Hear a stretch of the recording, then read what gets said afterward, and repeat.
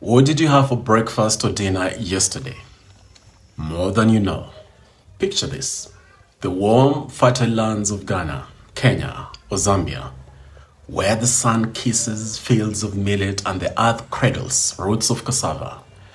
These lands are teeming with life, yet here we are craving wheat, a grain as foreign to our soil as snow. Why does Africa spend nearly $20 billion every year to import wheat from across the globe?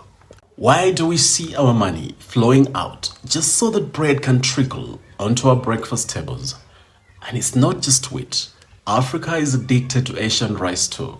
Nigeria alone will spend $1.3 billion this year to import rice, yet African rice is cheaper and healthier. Let's get real. Africa boasts 65% of the world's remaining arable land, abundant fresh water, and about 300 days of sunshine annually. With these resources, we could be the world's breadbasket, a food superpower like no other. So why do we rely on foreign-grown foods like wheat and Asian rice, and many more others? This isn't just about bread and rice. It's about the lingering chains of mental slavery that bind us to foreign tastes and dependencies. It's maddening that a continent rich in agricultural diversity is begging for crumbs from the global north's table. Consider the irony.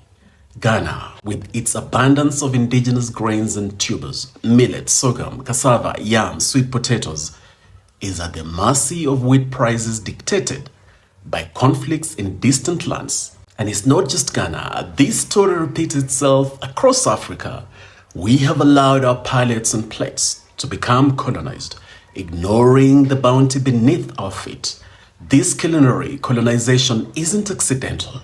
It's the residue of a carefully orchestrated strategy spanning hundreds of years. The Portuguese introduced Asian rice to West Africa in the 16th century, starting the decline of African rice that had thrived for centuries in that region. They, along with the British, also introduced maize to Kenya in the late 19th century, overshadowing ancient African grains like millet. Today, Africa finds itself trapped in a web of wheat dependency, while parts of Europe, especially Eastern Europe, diversify their flour sources with rye and other grains. Meanwhile, we cling to the notion that bread must come from wheat alone. This isn't just culinary conservatism, it's culinary colonization. But the solution doesn't lie in distant wheat fields, it's in our own rich soil and in the innovative minds of our people. Our indigenous food systems have recipes for millet bread, sweet potato donuts, and much more, just waiting to be unleashed. Young entrepreneurs are ready to revolutionize our diets. They just need the chance.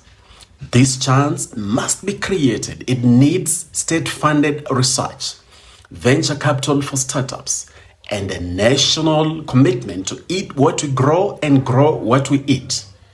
This isn't just agricultural policy, it's economic and cultural liberation.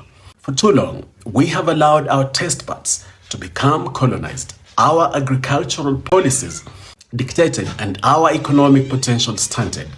A food revolution beckons, and we must respond. The time has come for Africa to reclaim its culinary heritage, to turn away from the wheat fields and others, and cultivate the rich diversity of our own lands, to create breads that reflect our soil, our climate, and our culture, to nourish our bodies with foods that are truly ours. This is the food revolution that Africa needs, one that will inject health, not just into our bodies, but into our economies, cultures, and sense of self. It starts with something as simple as a loaf of bread, but has the potential to reshape our continent's future. The question isn't whether we can do this, it's whether we have the courage to break free from imposed tastes and rediscover the flavors of true independence. Our ancestors knew the power of food sovereignty. It's time we remember it too. Let's make bread not from borrowed wheat, but from the grains of our liberation. Let's feast not on the leftovers of colonial mentality, but on the rich harvest of African culinary tradition and innovation. This is our challenge, our opportunity, our destiny. The table is set. Will we take the rightful place at it? Let's keep this conversation going. Together, we can create a food revolution that nourishes not just our bodies, but our souls. Stay blessed and stay true to the flavors of Africa. Let's transform Africa together.